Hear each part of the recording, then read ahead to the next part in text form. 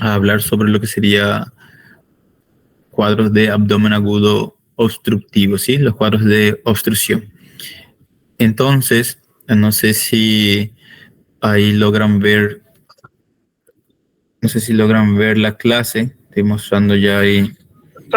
Sí. ¿Se ve la clase? En este caso, estoy mostrando lo que sería abdomen agudo oclusivo. Si se ve, entonces sí podemos continuar.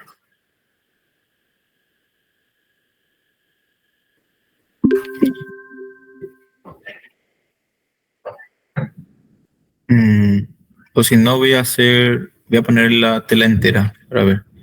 O se ve, chicos, se está viendo, ¿verdad? La pantalla, o sea, la clase que sería abdomen agudo obstructivo. Ver, ahí va.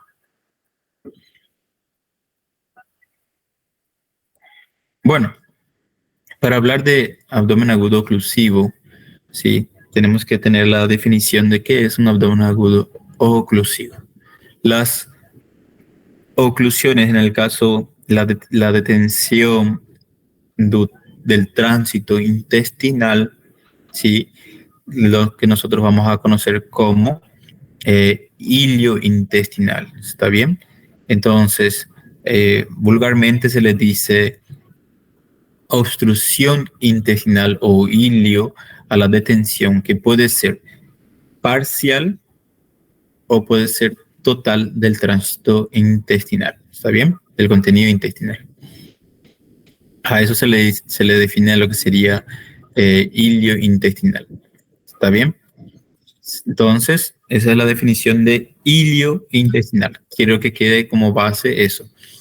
El hilio intestinal puede ser total o parcial. ¿Está bien? No sé. Ah, ya. Vamos a ver.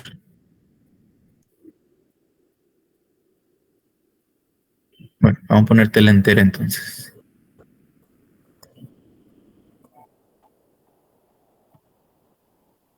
Ahí. Bueno, entonces el hilio intestinal, ¿sí? Va a desencadenar una serie de trastornos graves que pueden llevar a la falla orgánica, al cuadro séptico de peritonitis, sepsis peritoneal, y eso va a llevar a la muerte, ¿sí? Entonces es una patología grave que es de conducta urgente, quirúrgica, ¿sí? Y un retraso en el diagnóstico de esta patología puede resultar grave para el paciente. ¿Está bien? Entonces, ¿cómo podemos clasificarlos a los cuadros de hilio intestinal? El hilio, o sea que la detención de heces y de gases, ¿verdad? La detención del tránsito intestinal puede ser por pérdida de su funcionalidad, ¿sí? En el caso donde él pierde su capacidad peristáltica por algún trastorno metabólico o por algún medicamento o por alguna inflamación, en el caso de la peritonitis, pierde su capacidad peristáltica, entonces no puede progresar el contenido intestinal. Entonces hay un cuadro de hilio paralítico, se le llama hilio funcional. El otro tipo de hilio intestinal es algo más físico por un obstáculo, sea por una compresión o por un obstáculo en la luz del intestino, ¿sí? En este caso, un ejemplo puede ser una hernia, otro ejemplo puede ser un cálculo o un cuerpo extraño que obstruye el paso del contenido intestinal, el flujo, el tránsito normal, entonces ocasiona una obstrucción. ¿Está bien? Entonces, en cuadros mecánicos, ¿cómo podemos clasificar los iliointestinal? Podemos clasificar dos grupos, los funcionales y los mecánicos. ¿Sí? Así. Los funcionales, el famoso hilio adinámico o hilio paralítico, se le conoce. Hilio adinámico o hilio paralítico. El hilio que es funcional, es el que es mecánico, va a ser por un cuadro de un obstáculo. ¿Está bien? Entonces vemos ahí, no sé si se ve. Existen diversas formas clínicas y etiológicas que van a desencadenar el cuadro del hilio mecánico o el hilio intestinal, y cualquiera que sea la forma que se presenta, la oclusión siempre va a ser grave porque produce alteraciones locales y generales que pueden llegar a la muerte del paciente. ¿Está? Entonces vamos a clasificarlos en funcional y mecánico. Funcional, cuando el resultado de una alteración de la motilidad intestinal sin que haya una obstrucción orgánica. ¿Está bien? Y el mecánico se proviene de un cuadro de obstrucción intestinal orgánica, mecánico. Bueno, nuevamente la obstrucción, de acuerdo al nivel de obstrucción, a nivel anatómico de la obstrucción, puede ser la obstrucción del intestino alto, pero en este caso las porciones por encima de la porción media del intestino del yeyuno, sería una obstrucción alta. Todo lo que se encuentra por debajo de la porción media del yeyuno, la porción baja del yeyuno, y el colon en sí, sería bajas. Entonces, de acuerdo a la posición anatómica, puede ser, puede llegar a ser entonces altas o bajas. Un ratito, vamos a ver, un ratito chicos, ya esperen.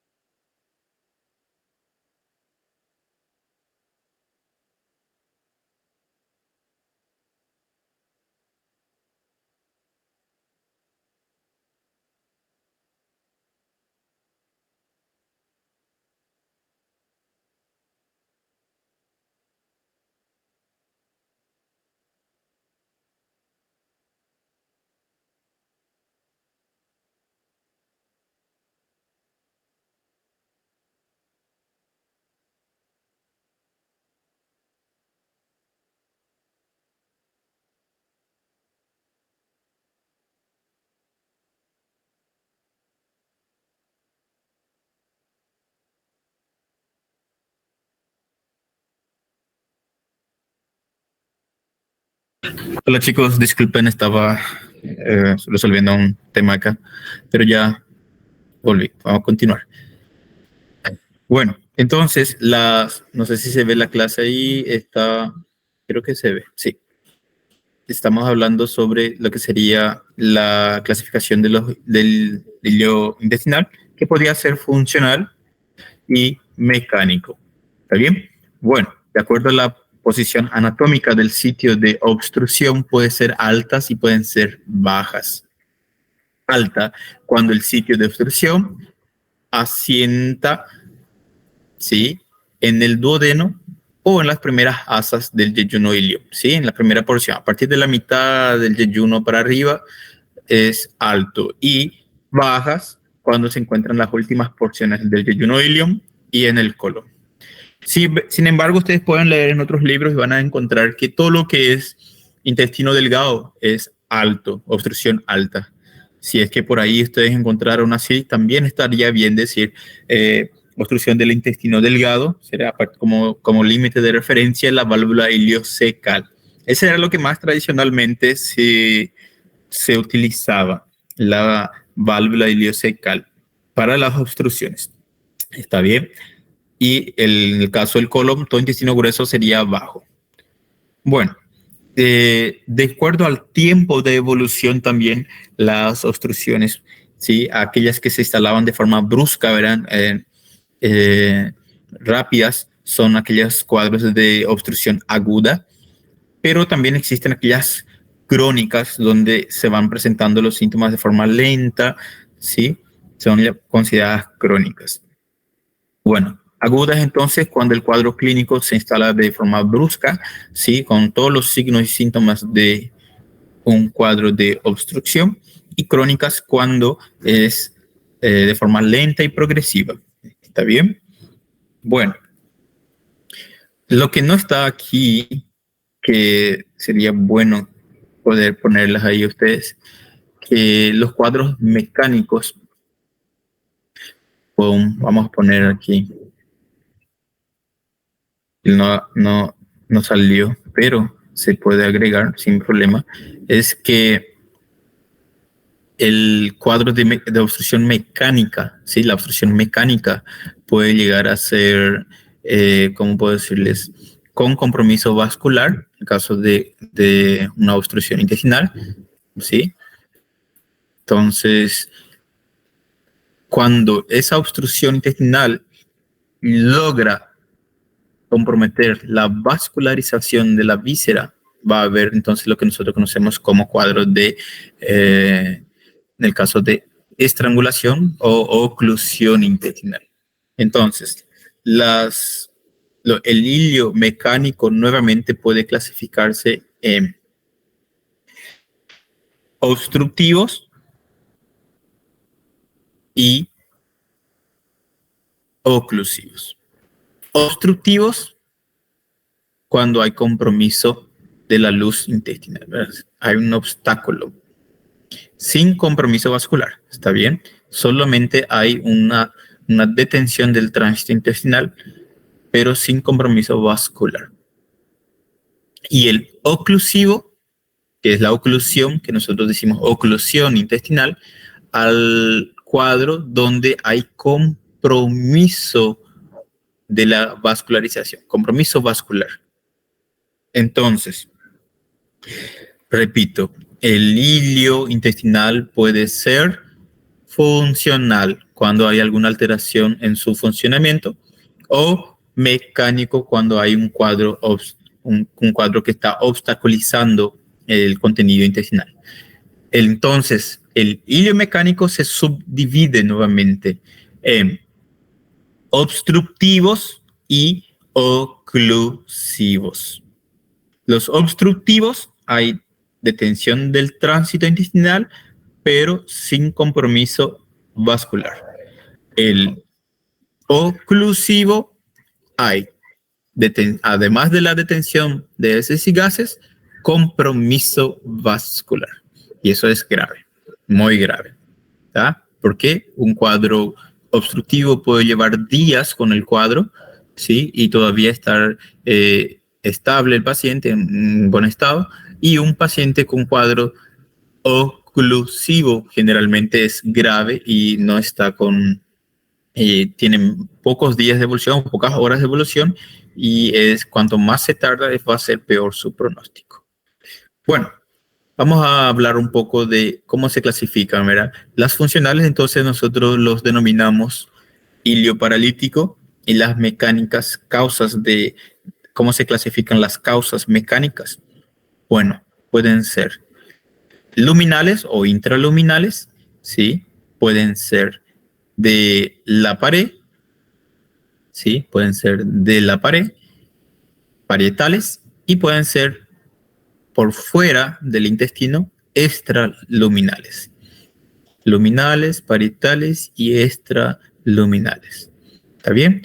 Entonces, ¿qué puede obstruir el intestino mediante su luz intestinal? Sería, por ejemplo, fecaloma, cálculo de una vesícula que hizo una fístula biliodigestiva, ¿sí? Un cuerpo extraño, besoares, que serían las semillas o otras sustancias que se acumulan y pueden llegar a obstruir. Ascaris, ¿sí? Ascaris, en el caso parásitos que pueden obstruir la luz del intestino como causas luminales. Parietales, en el caso puede ser un pólipo intestinal, puede ser una estenosis, ¿sí? Del intestino por un proceso inflamatorio, o una estenosis de la anastomosis, que es la unión de una porción del intestino con otra porción. ¿Sí? La anastomosis puede estenosarse y puede obstruir. Adenocarcinomas o carcinomas de la pared, ¿sí? Así como los pólipos, bueno, intestinales. Bueno, extraluminales, ¿cuál es la causa más frecuente de obstrucción? Generalmente suelen ser las bridas y las adherencias. Entonces, como causa extraluminal puede ser entonces las bridas y las adherencias, y en postquirúrgicos, y en los que nunca fueron sometidos a cirugía puede ser las hernias estranguladas, hernias internas, hernias externas, pueden ser por compresión por tumores o otros órganos, ¿sí? De órganos vecinos que se encuentran próximos al intestino. Ahí vemos entonces que las funcionales causas de un ilio funcional, la anestesia, el postoperatorio, es normal que un paciente postoperado que tenga menos de 24 horas no tenga peritaltismo, eso por efecto de la anestesia. Entonces, ahora, si esa pérdida, o sea, la presencia de ausencia en realidad de los fluidos hidroaéreos, sugiere persistencia del cuadro peritoneal, o sea, que todavía no se resolucionó el caso. Peritonitis, por ejemplo, es un caso que suele ocasionar un ilio paralítico por la famosa ley de Stokes, que dice la ley de Stokes que toda musculatura en contacto con una víscera, con una serosa, inflamada, se paraliza, ¿verdad? Y entonces en todos los cuadros peritoneales de peritonitis ocurre un cuadro de ilio funcional. Las de origen metabólica por un desequilibrio hidroelectrolítico, como por ejemplo, acuérdense de balance, cuando nosotros dimos balance, ¿se acuerdan? La hipopotasemia, ¿sabes? Y el infarto del mesenterio y algunos medicamentos, ¿está bien? Como causas de un ilio funcional, factores etiológicos. Bueno, los mecánicos. Vamos a hablar extraluminales, en el caso, como habíamos dicho, las bridas, las adherencias, hernias que pueden ser estranguladas, internas o externas, compresiones extrínsecas por tumoraciones y procesos de inflamación como abscesos que pueden llegar a comprimir. Tenemos como causas parietales. Ustedes vayan haciendo sus anotes cuando se repite algo, o esas clasificaciones son cosas que sí o sí deben de saber.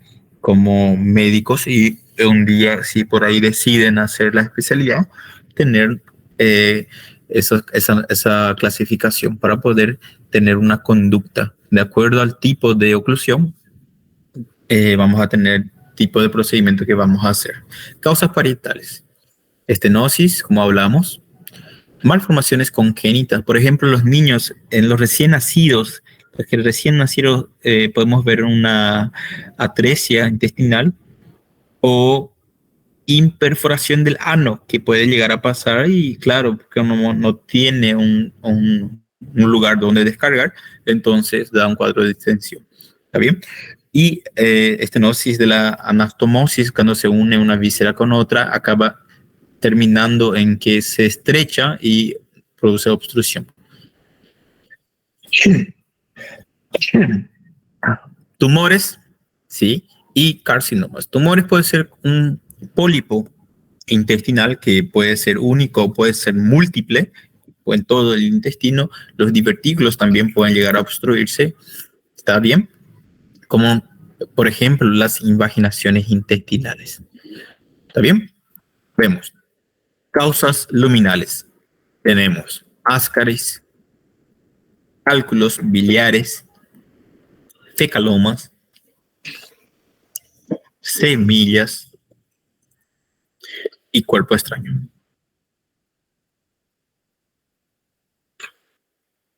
No sé si se logra ver ahí, hay una imagen. Voy a poner otra vez. Imagen A, imagen B, imagen C. La imagen A es una causa. ¿Qué causa de chicos? ¿Qué ustedes piensan que puede ser la imagen A? ¿Qué puede ser? Oclusiva. No, ya, ¿ves? Hay imagen A. Mira ahí. Hay una imagen A, una imagen B y una imagen C. ¿Qué tipo, según la etiología, puede ser el A, el B o el C? El A, si ustedes ven ahí, voy a poner el apuntar con láser ahí, se ve. Sí, sí, el A, ven, la pared está creciendo muy bien, excelente, ven. Es una causa parietal, obstruye la luz del intestino y ocasiona una obstrucción, pero si ustedes se dan cuenta, no es una causa luminal, es de origen parietal, ¿está bien? Un tumor, un pólipo puede llegar a ser eso. Y la estenosis. La imagen B es una causa luminal, parietal o extraparietal.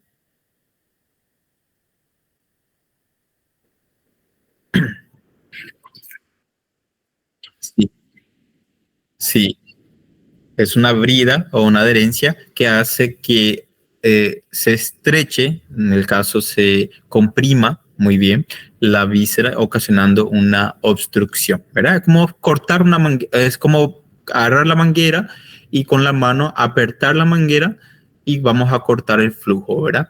Entonces, lo mismo hace. Esa es una imagen de una adherencia simple, porque hay varias adherencias dependiendo de cómo está el intestino que pueden ser complejas. ¿Está bien?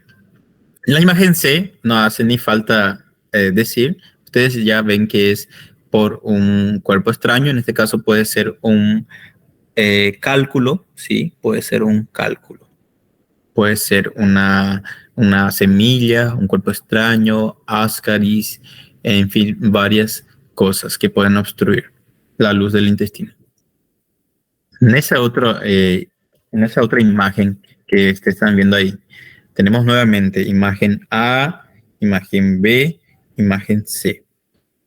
La imagen A, ven ahí, la imagen A, hay una adherencia, brida, pero está comprimiendo solo ese segmento, ¿ven? Vamos a suponer que esta parte donde yo estoy mostrando es la parte del recto, ¿sí? La cola, el ano, y este otro extremo es la parte de la boca, de donde entra la comida. Entonces la comida viene, sube, viene acá y se encuentra con el obstáculo, ¿verdad? Porque está estrecho, está apretado, no pasa. Entonces esta porción que está antes de la obstrucción, la obstrucción está acá.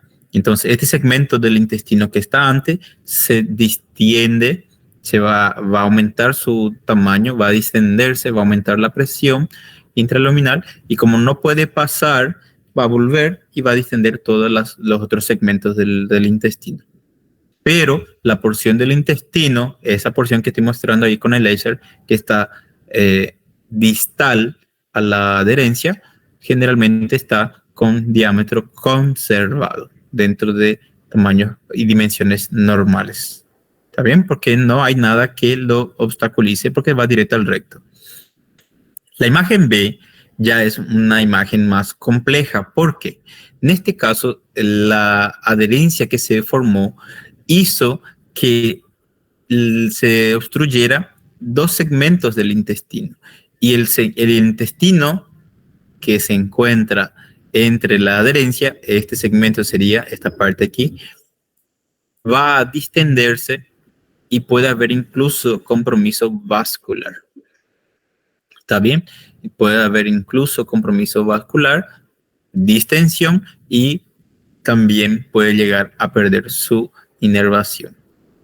Es una cirugía un poco más compleja, ¿sí? Este es lo que nosotros llamamos como asa incarcerada o asa cerrada.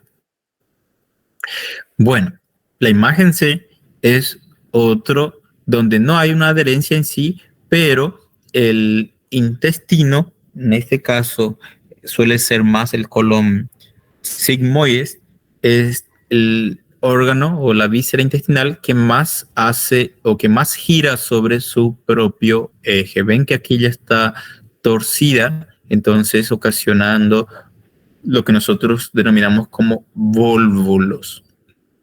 Vólvulo. ¿Está bien? Suele ocurrir más en los señores de edad avanzada, ¿sí? Con dolor intenso, ¿sí? Con compromiso vascular. En el vólvulo hay compromiso vascular, incluso de la inervación. ¿Qué pasa? En el vólvulo, este segmento del intestino que también queda como una asa encarcerada, como en la imagen B, pierde su peritaltismo y pierde su irrigación y se convierte en lo que nosotros conocemos como balón inerte que no se mueve, que es fijo, ¿sí? Y se llama signo de von Wall. Vamos a ver qué es. ¿Está bien? No se apuren.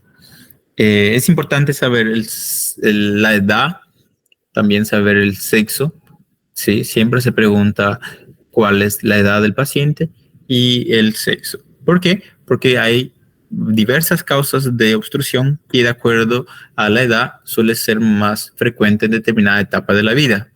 Entonces es normal que en el niño suele presentarse cuadros de imperforaciones anales o de atresias y en un anciano puede ser que se encuentre los vólvulos, ¿sí? O los fecalomas. Bueno, vemos aquí las causas mecánicas en el intestino delgado. Las más frecuentes son en general las bridas y o las adherencias. ¿Está bien? Seguidas por cuadros de hernias. Eso tienen que saber, la más frecuente. Pero si la pregunta es un poco más específica y les preguntan cuál es la causa más frecuente de obstrucción mecánica en pacientes no quirúrgicos que no fueron sometidos a cirugía, las hernias, ¿sí? Las hernias. Muy bien. Pero si la pregunta es así, ¿cuál es la causa más común de obstrucción mecánica en adultos? Van a poner bridas y adherencias. Ahora, cuando dice en pacientes no quirúrgicos, ahí ya te está diciendo que nunca se operó, entonces ya no puedes más deducir que es brida y adherencia. Puede ser hernias, que es la segunda causa más común.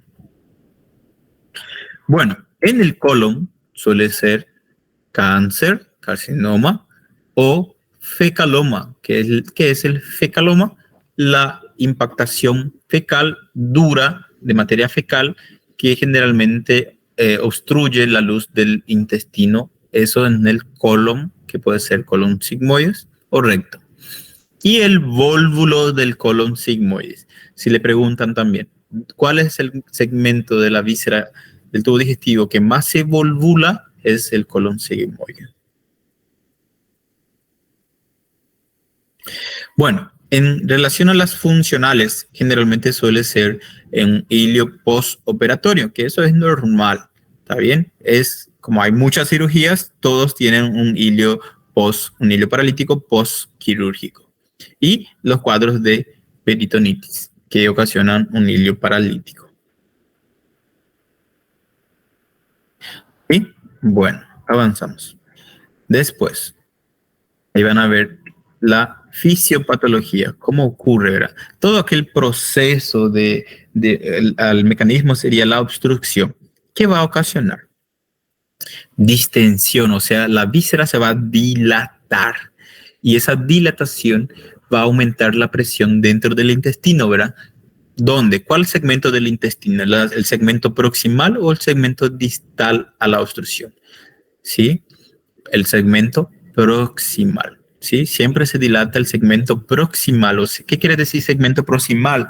Es la parte del intestino que está por encima de la obstrucción, no por debajo. ¿Está bien?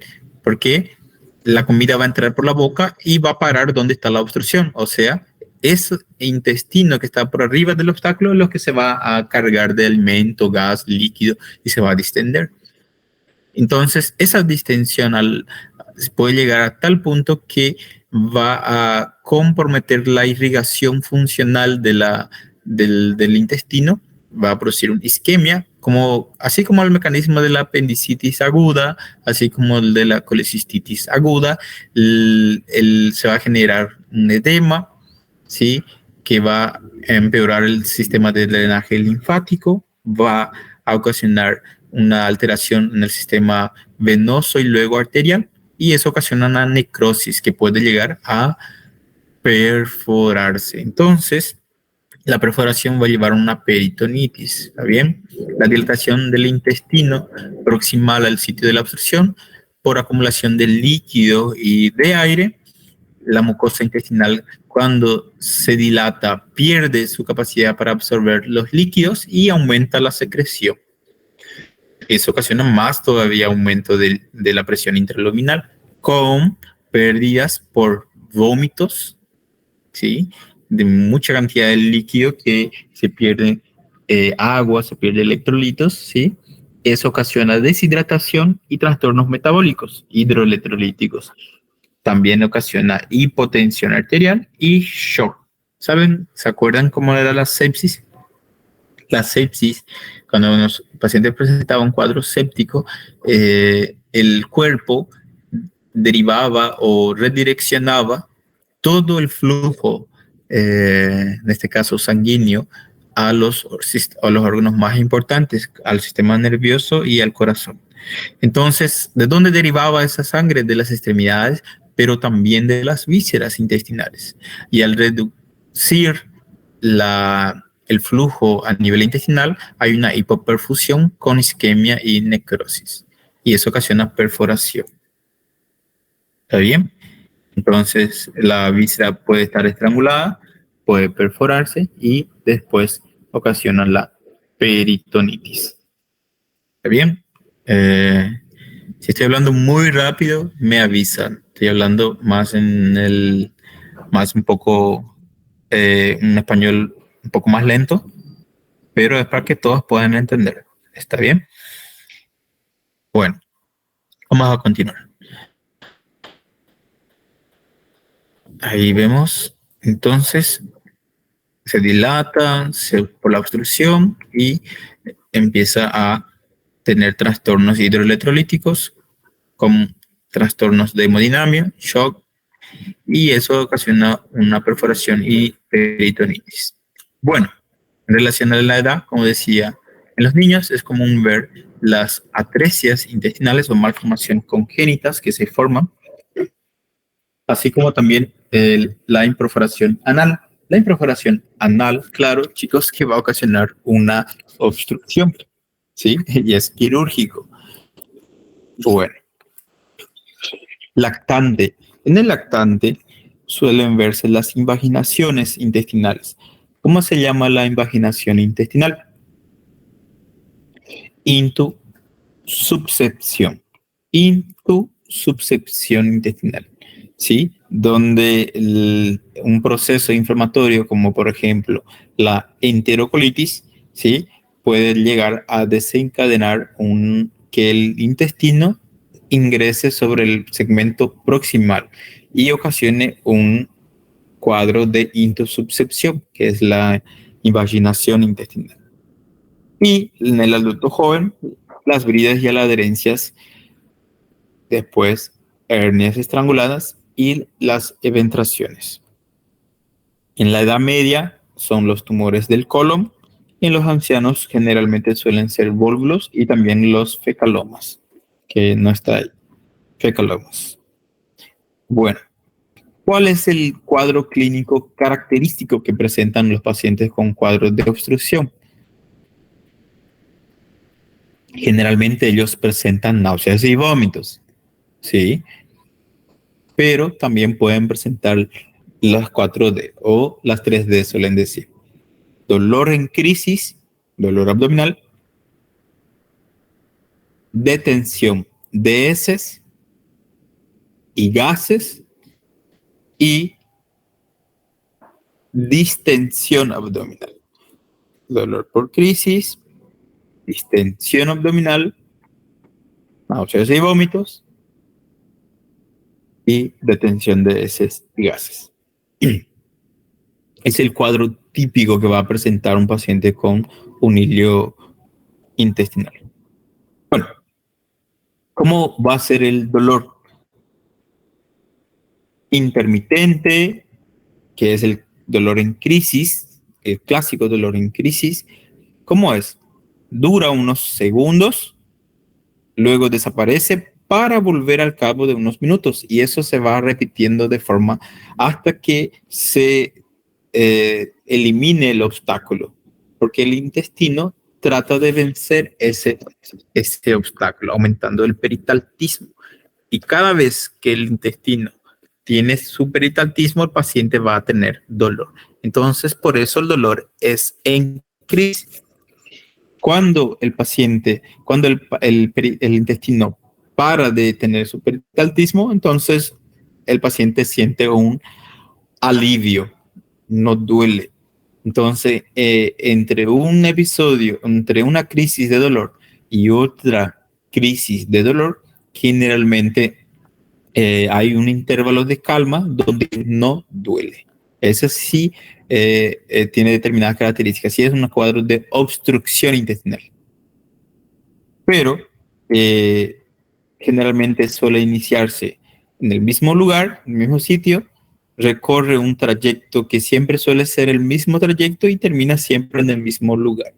Ese movimiento del intestino, del peristaltismo, que se ve a través de la pared del abdomen, que nosotros podemos auscultar con el estetoscopio y que podemos incluso palpar con la mano y sentir, se llama movimientos de reptación. ¿Está bien? Reptación. Dice Guinard. ¿Qué dice Guinard? Guinard dice que la reptación se ve, se palpa y se ausculta. Eso dice Guinard. Con el correr de las horas o de los días, el dolor puede disminuir e incluso puede llegar a desaparecer. ¿Está bien? Entonces, eso quiere decir que el músculo ya se cansó, se fatigó, se agotó. Entonces, eso marca o eso indica o sugiere la etapa terminal del proceso obstructivo, que eso es grave, ¿está? Entonces, mejor tener un paciente que está gritando de dolor que uno que ya dice que no siente más y sigue con el cuadro obstructivo, porque eso es la etapa terminal de la obstrucción. Es lo que nosotros llamamos como signo de premortem. Signo de premortem. Bueno, vemos. Otro tipo de dolor, además del intermitente, es el dolor continuo. ¿Sí? Generalmente se encuentra en el sitio donde se produce la compresión del meso, que es lo que le lleva la vascularización al intestino, o del propio intestino. ¿Está bien? En el caso de una hernia estrangulada, duele por compresión de su meso y o del intestino. ¿Está bien? El dolor es continuo. ¿Está bien? Entonces, ¿quiénes tienen esa característica? Los cuadros de ser así continuo, los cuadros de estrangulación, donde hay una oclusión con compromiso vascular. ¿Sí? El intermitente, que es el clásico, se ve en los cuadros donde solo hay obstrucción. Entonces, que vuelvo a repetir, ayuda mucho saber cómo es el dolor de los pacientes. Si ellos dicen que es un dolor que va y viene, que es en crisis o que es intenso, pero que después desaparece totalmente y después vuelve a aparecer y que tiene esas características, suele ser un cuadro de obstrucción, un obstáculo. No hay todavía compromiso vascular. Ahora, ese paciente que si no mejora y no soluciona su problema, puede llegar a empeorar e incluso puede llegar a producir un compromiso vascular. Cuando se produce compromiso vascular, el dolor se torna continuo. Y en ese caso va a ser una oclusión intestinal. Es importantísimo saber diferenciar esas dos clasificaciones. El dolor por crisis, que es el signo de lucha, traduce lucha, del intestino para vencer un obstáculo. Y el dolor continuo, las compresiones que dan compromiso vascular. Bueno, ¿están entendiendo? Cualquier cosa pueden preguntar. ¿Está bien? Las 5, ¿qué hora empezó? 4:30. ¿Qué hora es el receso de ustedes? Le voy a dar un receso, sí, de unos 20 minutos. Ahora son 40, entonces volvamos enseguida. ¿Está bien? Vamos a tener un receso para los que entraron recién. Son las 5:36 y vamos a volver las 5:56. ¿Está bien? Bueno. Ok, profe.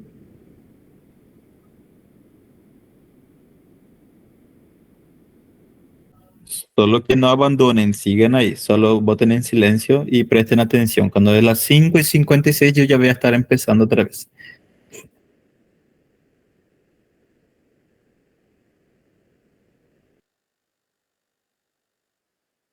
Volvimos. Vamos a continuar, ¿sí? Entonces, ahí voy a poner otra vez. Creo que ahí ya debería de verse. Ver ahí. Bueno.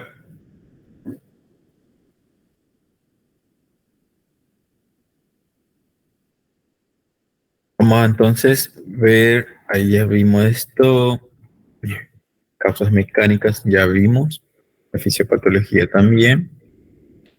¿Cuáles serían las causas más comunes de acuerdo a la edad? ¿Verdad? Y el cuadro clínico, que generalmente suele ser dolor en crisis, distensión abdominal. Esos son los pilares que clasifican o que orientan a un cuadro de oclusión intestinal. Dolor en crisis, distensión abdominal, náuseas y vómitos. Y la detención de heces y gases. ¿Cómo puede ser el dolor? Dijimos, El dolor intermitente es el clásico dolor por crisis. Suele durar algunos segundos y luego desaparece para volver al cabo de unos minutos. ¿Sí? Dolor intermitente.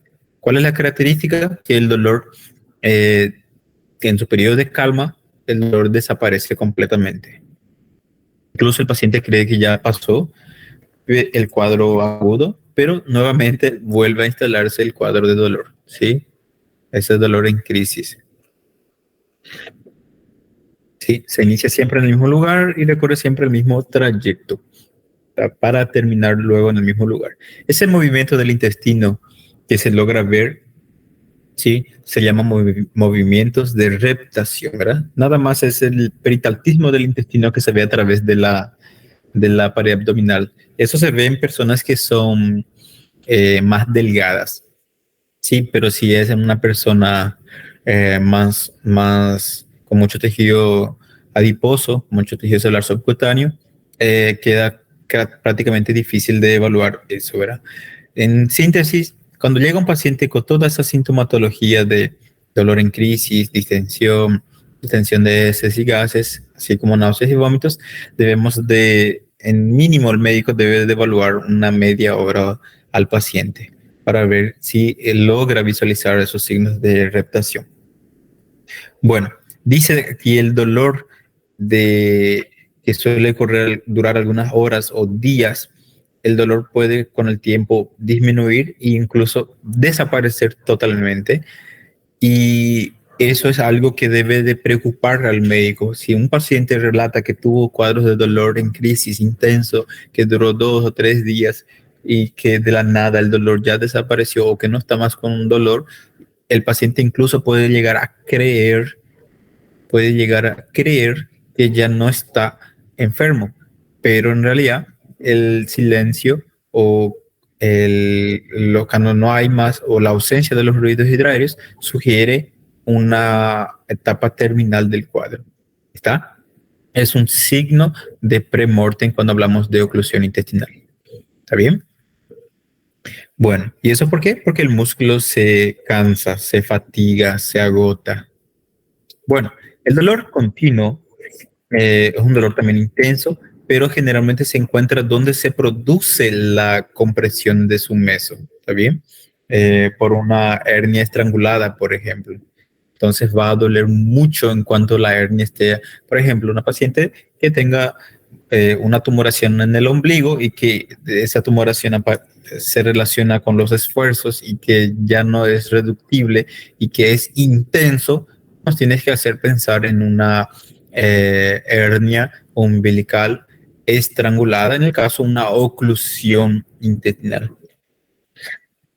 Bueno, y ese por la compresión del meso.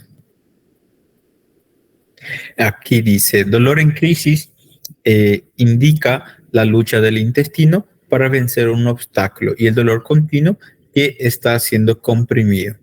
¿Está? En el caso de una hernia estrangulada. No se olviden de esos detalles. Bueno, detención de heces y la detención de gases.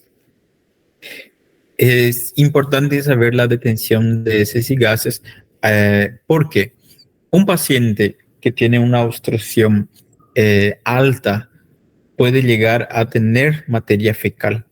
Y el hecho de que tenga materia fecal o tenga gases no quiere decir que no está obstruido. ¿Por qué? Porque distal o debajo de la obstrucción, el segmento de intestino que se encuentra después de la obstrucción puede contener materia fecal de los alimentos que han logrado pasar antes y puede llegar a eliminar eso. Entonces, incluso va a haber pacientes que van a decir, no, yo estoy defecando bien. Eso no descarta un cuadro de oclusión intestinal. ¿Está bien? Hay que estar seguros para mandar ese tipo de paciente a su casa, ¿verdad? ¿Por qué? Porque se puede perder su oportunidad de salvar a un paciente. ¿Está bien? Bueno, en relación a las heces y los gases son los que tienen más importancia. ¿Por qué? Acuérdense que cuando hablamos de hilio mecánico, la obstrucción podía ser parcial o total. Bueno, en el caso de obstrucción parcial, los gases sí, siguen pasando, así como el líquido, pero la materia fecal sólida no logra pasar, ¿sí? Entonces, un paciente puede relatar que está ventoseando, o sea, ya está soltando gas, pero si en el momento que él relata que no está soltando más gas, sería flatus, no está más soltando pedo, entonces quiere decir que ya hay una obstrucción total de la luz intestinal. Y eso indica la gravedad o complicación del cuadro. Entonces, el paciente deja de eliminar gases por el ano, lo que es mucho más llamativo e importante que una detención de heces. ¿Está bien? Las oclusiones del intestino alto, el paciente puede incluso eliminar contenido que se encuentra por debajo de la obstrucción. ¿Ok? Entonces, podemos tener personas que todavía están defecando. Y en relación a las náuseas y los vómitos, también es importante porque una persona que tiene una obstrucción alta del intestino alto puede llegar a tener episodios de náuseas y vómitos a repetición y en grandes cantidades. Entonces, por ejemplo, una obstrucción del duodeno, primera porción, o de la segunda porción, o del píloro, el paciente va a tener vómitos a repetición, ¿sí? Que de seguido y en varias ocasiones. Eso es algo importante. No es lo mismo que yo tenga un paciente que está con una obstrucción en el recto, porque las obstrucciones del recto o del colon sigmoides, por ejemplo, son la parte más baja del intestino, ¿sí? La obstrucción baja. Generalmente tarda varios días para que el paciente pueda manifestar cuadros de náuseas o vómitos. ¿Por qué? Porque está muy bajo la obstrucción. Entonces, incluso pueden encontrar un día que pacientes que digan que no tienen náuseas ni vómitos, pero eso no quiere decir que no está con una obstrucción intestinal. ¿Sí? Basta uno o dos, o sea, dos o más signos de la clasificación de la obstrucción, como por ejemplo dolor en crisis o detención de heces y gases, y ya tenés una sospecha de obstrucción. O un paciente que relata náuseas y vómitos con dolor en crisis, debemos sospechar de una obstrucción. No hace falta tener todos los criterios de los signos y síntomas de una obstrucción para decir que estamos con un cuadro o un síndrome obstructivo. Bueno, los vómitos van a aparecer más precoz y de forma más abundante cuanto más alto es el sitio anatómico de la oclusión. Van a aparecer de forma tardía o incluso pueden faltar en las oclusiones del colon sigmoideus. Y la distensión abdominal. La distensión abdominal, generalmente vamos a ver un balonamiento, o sea, un agrandamiento del abdomen que puede ser apenas perceptible o puede estar de forma centralizada, como en el caso de una gran distensión, ¿sí? O como en las oclusiones del intestino delgado. Podemos llegar a ver una asimetría, como por ejemplo los volvos del sigmoides. El balón puede ser inerte. ¿Qué quiere decir inerte? Que está inmóvil, paralizado, no tiene movimientos peristálticos, ¿sí? Es fijo y está configurado a la región, está confinado a la región. ¿Tá? ¿Cómo se le llama al balón inerte fijo? Signo de von Boal. Ahí ustedes ven, signo de von Boal. ¿Qué es el signo de von Boal? Es el balón inerte fijo que se ve en los volúmenes del colon sigmoides. No se olviden de esos detalles. Vemos, cuando esos movimientos de reptación, que son los movimientos del peristaltismo, que se puede ver a través de la pared, son lentos, perezosos y van aquí del hipocondrio izquierdo a la fosa ilíaca derecha, a nosotros lo conocemos como signo de Bayer. Signo de Bayer. Cuando el dolor o o sea, movimientos de reptación van del hipocondrio izquierdo a fosa ilíaca derecha. ¿Está bien? balonamiento de Bayer. Y hay otro balonamiento que se llama balonamiento de Riveros. ¿Cómo es? Movimientos de reptación hacia los flancos. A eso se llama signo de Riveros o balonamiento de Riveros. ¿Está bien? Balonamiento de Riveros. Bueno, a esos signos se le dice signo de von Wall o balonamiento de von Wall, signo de Bayer o balonamiento de Bayer y signo de Riveros o balonamiento de Riveros. Es lo mismo, dependiendo del libro que lean. ¿Está bien? Entonces, para que no se confundan. Examen físico. ¿Cómo va a estar el abdomen del paciente? Primero vamos a hacer la inspección, la palpación, la ocultación y la percusión.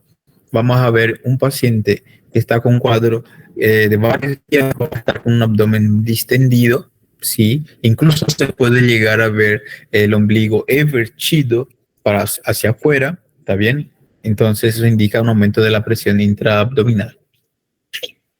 Acuérdense que el aumento de la presión dentro del abdomen puede llegar a desencadenar serie de trastornos relacionados con el aumento de la presión, ¿verdad? Con la vascularización de las vísceras.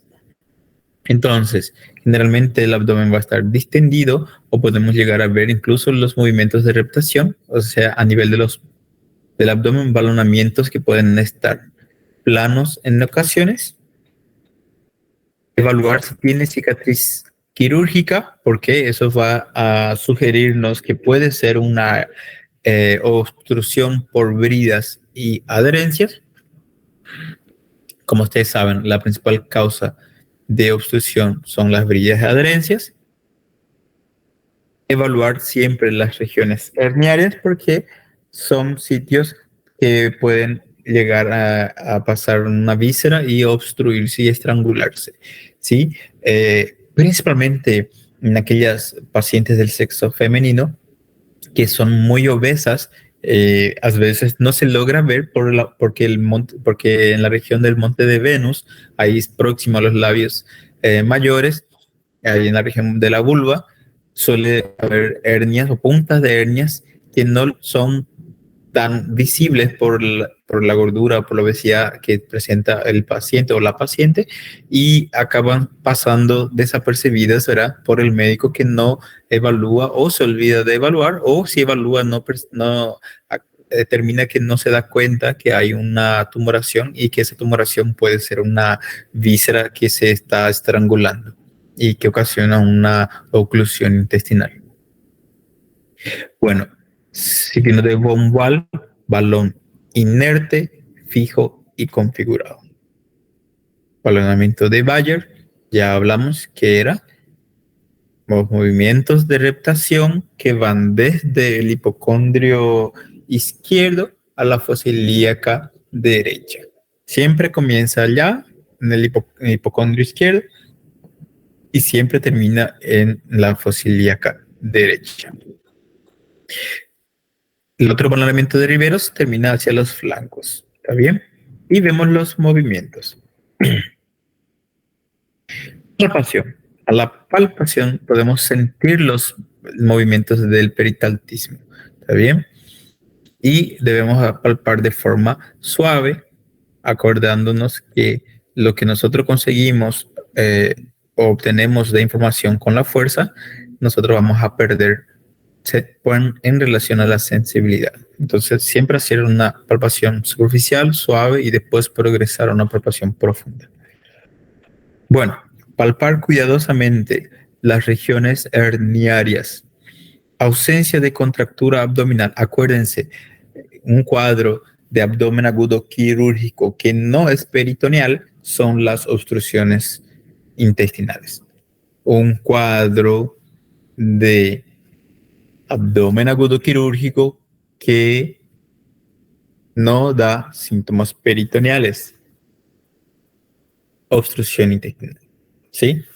Cicatrices operatorias, si en el caso puede haber una eventración, tumores, en el caso si es de hacer maniobras como la maniobra de Bouchard-Curve, ¿sí? no se olviden, o la maniobra de Cartnet, que también se puede hacer, ver si no tiene fecalomas, ¿sí? ¿Cómo se ve el fecaloma? O sea, ¿cómo se hace la palpación de un fecaloma? ¿Verdad?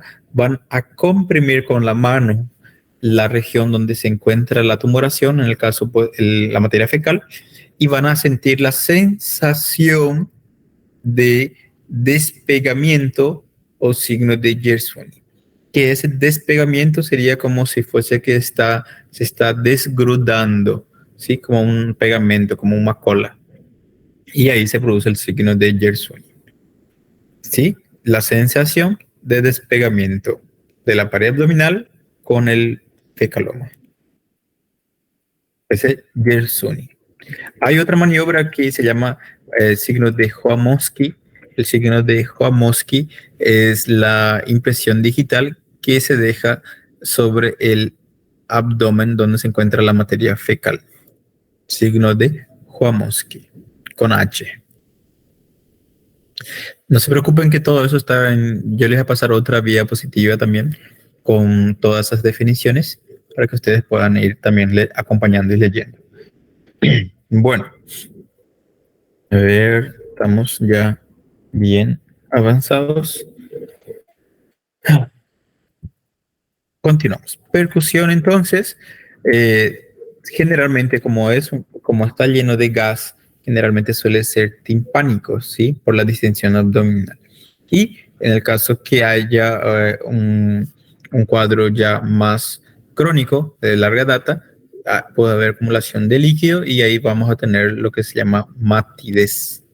¿Está bien? Hay que diferenciar la matidez de la matidez hepática, de la ascitis. En el caso del líquido libre en cavidad, que sería la ascitis, o que el líquido esté adentro de la víscera intestinal, del intestino. Cuando el mesenterio se comprime, el peritoneo llora. Eso hace que se acumule líquido libre en la cavidad peritoneal. ¿Está bien? No olvidar, cuando el mesenterio está siendo estrangulado, en el caso de una hernia estrangulada o en el caso de un vólulo, ¿sí? ¿Qué va a pasar? El peritoneo va a acumular líquido dentro de la cavidad. Llora. A la auscultación, generalmente al inicio del cuadro suele haber, en el caso de obstrucción intestinal, ruidos hidroaéreos. En el caso de un hilio mecánico, ¿verdad? Ruidos hidroaéreos aumentados. En el caso de un hilio funcional, donde no hay peritaltismo, va a haber lo que nosotros decimos como ausencia o abolimiento de los ruidos hidroaéreos a la auscultación. Los ruidos peristálticos coinciden con las crisis de dolor y los movimientos de reputación. Por eso dice, la reputación se ve, se palpa y se escucha. ¿Quién dice eso? Guinard. Guinard dice que la reputación se ve, se palpa y se ausculta. Vamos a poner aquí.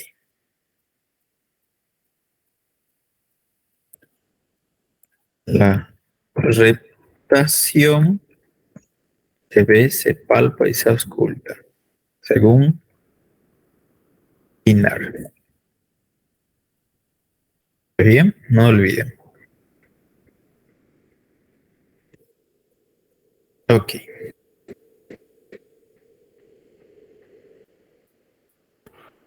Cuando el músculo se fatiga, entonces se paraliza. Eso ya marca la etapa terminal del cuadro. Bueno, tacto vaginal y rectal se tiene que hacer en todo paciente con obstrucción intestinal o sospecha de abdomen agudo quirúrgico. Sí, debemos hacer el tacto vaginal. Podemos encontrar una tumoración del cuello uterino. Sí. Tacto rectal puede ser una próstata aumentada, un cáncer de próstata, una hiperplasia prostática, un tumor retroperitoneal, tumores o siembra peritoneal en el caso de metástasis dentro de la cavidad, ¿sí? Miomas enclavados en la pelvis, torsión anexial del ovario gigante, una tumoración que puede llegar a comprimir impactación fecal en el caso de los ancianos por acumulación de materia seca o en los que son estreñidos. Cuerpo extraño, podemos llegar, yo ya encontré como un cuadro de obstrucción intestinal, botellas, ya encontré objetos que se compran, que se introducen y que pueden obstruir la luz del intestino y pueden ocasionar obstrucción intestinal.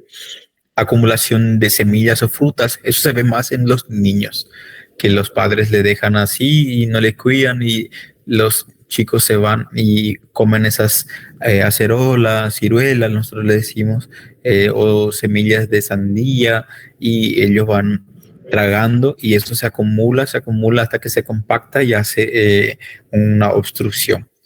Se llama fitobezoares, se le dicen a eso, ¿sí? O puede ser también por pelo, ¿verdad? Tricobezoares.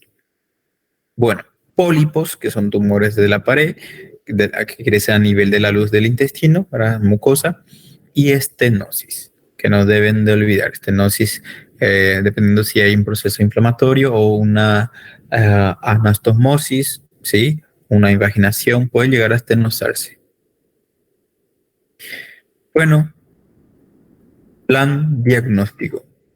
Generalmente, acuérdense, una cosa muy importante que no hablamos aquí, que las obstrucciones mecánicas puras, o sea, el hilio mecánico puro, ¿sí? Nunca cursa con fiebre, ¿sí? ¿Quién dice eso? Mordor. Mondor, no deben de olvidar eso. ¿Qué dice Mondor? Que ningún cuadro de obstrucción mecánica pura cursa con fiebre en el inicio del cuadro. Entonces, si tu paciente tuvo fiebre desde el inicio, puede ser que el hilio intestinal que está teniendo sea funcional por complicación de un proceso inflamatorio e infeccioso. Bueno, ¿cómo vamos a hacer el diagnóstico? Primero, tenemos que descartar patologías generales con repercusión abdominal. Después, descartar patologías torácicas o enfermedades torácicas con repercusión hacia el abdomen. Sí, no deben de olvidarse esos detalles. Descartar enfermedades médicas que puedan presentarse en el abdomen y cuando ya tenemos los cuadros, que sea un abdomen agudo quirúrgico, construir el síndrome de obstrucción o un abdomen agudo obstructivo. Bueno, ¿qué es quirúrgico? ¿Está bien? Pero es importante saber si es funcional o si es mecánico. Acuérdense que los funcionales son complicaciones de otros procesos inflamatorios, metabólicos, medicamentosos o por anestesias. Debemos recordar siempre eso. El abdomen agudo quirúrgico, acuérdense que era inflamatorio, oclusivo, hemorrágico y torsión de una víscera o un tumor. A eso le llamamos los grandes dramas del abdomen, grandes dramas abdominales. Y para agregar también la pancreatitis aguda, que es gravísima, y el infarto agudo del mesenterio. ¿Bien? Espero que estén entendiendo. No se preocupen que esto les voy a ir pasando. Bueno, ahí volviendo acá, estamos ya llegando a la parte más importante. Métodos auxiliares de diagnóstico. Vamos a pedir desde análisis de sangre, laboratoriales y su gol estándar, las radiografías. ¿Está bien? Podemos pedir ecografía en caso de sospecha de que sea una inflamación de un órgano o otra víscera.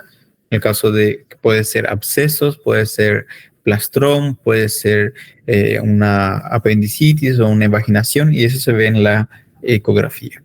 Y la tomografía axial computarizada del abdomen. Bueno, ahí ven esa imagen ahí en la pantalla. Basta un solo nivel aéreo. Aquí hay 1, 2, 3, 4 niveles hidroaéreos que sugieren un cuadro de obstrucción intestinal. ¿Ven? Exacto. ¿Cómo es la obstrucción intestinal? Es que dentro de la luz del intestino, ustedes verán líquido, que es esta imagen blanquecita aquí, y arriba del líquido, aire, gas.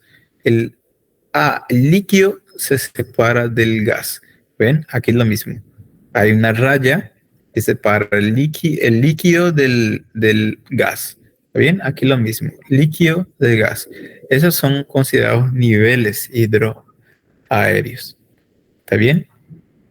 Y esta otra imagen en pilas de moneda. Empleamiento de monedas. Se le dice, miren, varios anillos. ¿Ven? Varios anillos en el intestino. En apilamiento de monedas se le dice a este tipo de obstrucción y se ve más cuando se hace una radiografía de abdomen en decúbito dorsal. Bueno, ¿cómo se hace el diagnóstico? Vamos a hacer el diagnóstico por la sintomatología, los signos y síntomas, clínica, por imágenes, que va a ser en este caso el valor, el pilar principal, nuestra radiografía, ¿verdad? Y el examen físico. Bueno, ahí está. La clínica, el examen físico y los métodos auxiliares de diagnóstico, en el caso imágenes, porque el laboratorio no va a ser tan fidedigno. Generalmente la obstrucción no suele elevar tanto los glóbulos blancos. Incluso pueden tener glóbulos blancos dentro de parámetros normales. Bueno, chicos, espero que estén ahí todavía prestando atención. El tema de hoy fue obstrucción intestinal, un poquito de lo que sería la introducción que vamos a tener, porque en realidad vamos a continuar con este tema. Espero que vayan leyendo. Voy a pasar el contenido a la delegada. Ella le va a pasar a ustedes si ustedes tienen algo que leer durante esta semana, este fin de semana. Así ustedes se recuerdan un poco y vamos a continuar en la clase la otra semana. ¿Está? Para finalizar, porque ya terminamos el contenido, quiero que vayan dejando su presencia, ¿sí? Sí o sí quiero que pongan ahí su presencia con sus nombres y yo voy a ir grabando para que puedan registrarse que estuvieron presentes, los que están presentes. Muy bien, eso. Yo estoy viendo